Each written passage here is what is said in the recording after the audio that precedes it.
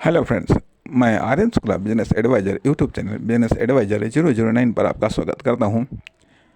आज हम बात करेंगे कि व्यक्ति, मानव प्राणी, पशु, पक्षी और बिजनेस, इनमें क्या अंतर होता है।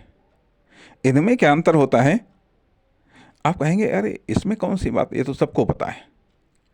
ये तो सबको पता है कि मानव में क्या अंतर होता है, और मानव पशु में और पक्षी में और बिजनेस में क्या अंतर होता है।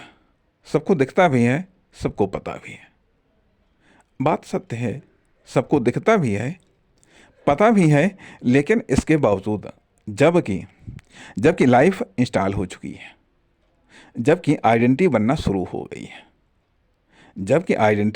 हो गई है, तब यह मुद्दा उठाना हमारे लिए आवश्यक हो गया है कि हाँ, हम इस टॉपिक को पर थोड़ा सा डिस्कस करें कि मनुष्य, पशु, पक्षी और बिजनेस में क्या अंतर होता है।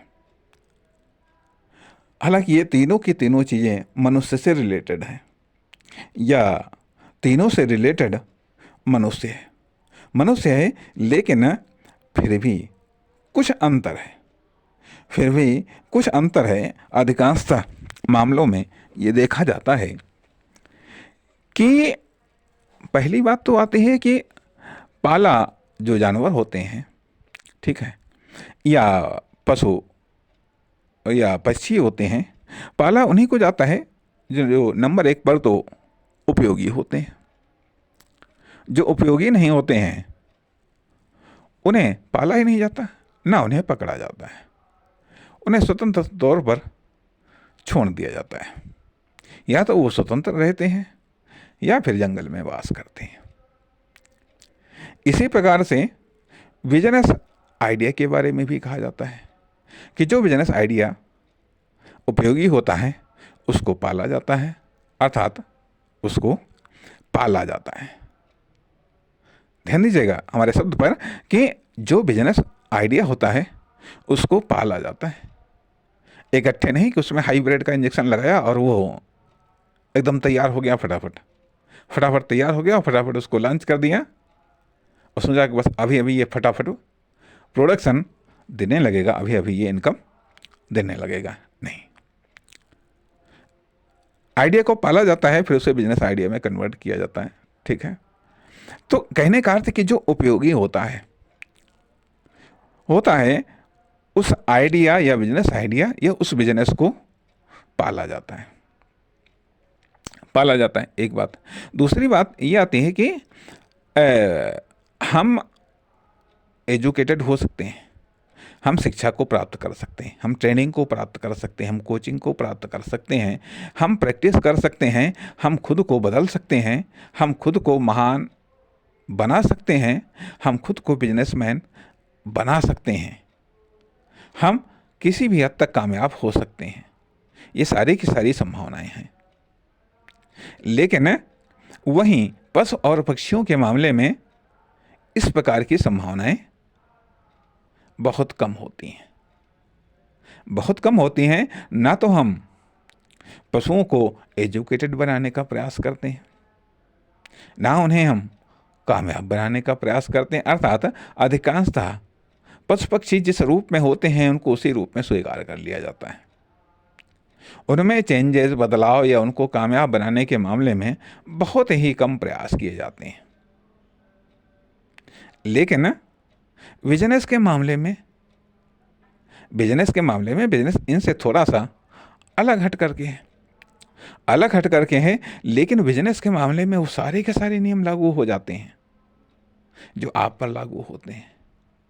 कहने का अर्थ है जो मानव पर लागू होते हैं वो बिजनेस पर सारे के सारे नियम लागू हो जाते हैं। किस तरीके से लागू हो जाते हैं? एक तो बिजनेस एक स्वतंत्र जीव है। दूसरी चीज़ आती है यह कि बिजनेस का स्वतंत्र अस्तित्व है, स्वतंत्र नाम है, उसकी पहचान है, उसकी एक्टिविटी है और उसकी लाइफ है। तो उसको एजुकेटेड भी किया जा सकता है, उसको संस्कारित भी किया जा सकता है, उसको कामयाब भी किया जा सकता है किसी भी लेवल तक, किसी भी लेवल तक। लेकिन सभी बिजनेस को कह लीजिएगा, सभी बिजनेस को जिस तरीके से सारे के सारे बीज पेड़ नहीं बनते, सारे के सारे बीज पेड़ नहीं बनते हैं, या एक ही पेड़ के के सारे बीज पेड़ नहीं बनते हैं, क्योंकि जब बोए जाते हैं या किसी बीज का कुछ उपयोग हो पाता है, किसी बीज का कुछ उपयोग हो पाता है, किसी के सामने कोई परिस्थितियाँ आती हैं, किसी के सामने कोई परिस्थितियाँ आती हैं, आदि इत्यादि। ठीक है, वह तो एक बीजों के संदर्भ में। परंतु बिजनेस के मामले में यह बात गौर करने वाली होती कि जितना हम गौर कर ले जाएंगे, बिजनेस के मामले में जितना हम गौर कर ले जाएंगे, निश्चित तौर पर उसका आकार उतना बढ़ा पाएंगे। कुछ आइडियाज़ भी ऐसे होते हैं, कुछ बिजनेस भी ऐसे होते हैं जिनको मालूम है कि ये अधिक ग्रो नहीं कर पाएंगे, या ये कह लीजिएगा कि कुछ हम कॉमर्शियल एक्टिविटी भी ऐसी होती हैं जो अधिक ग्रो नहीं कर पाती हैं, या जिन कॉमर्शियल एक्टिविटी के साथ व्यक्ति या उन एक्टिविटी को करने वाला कोई फर्म, दुकान, कंपनी, प्रोडक्ट या सर्विस अधिक ग्रो नहीं पाता है।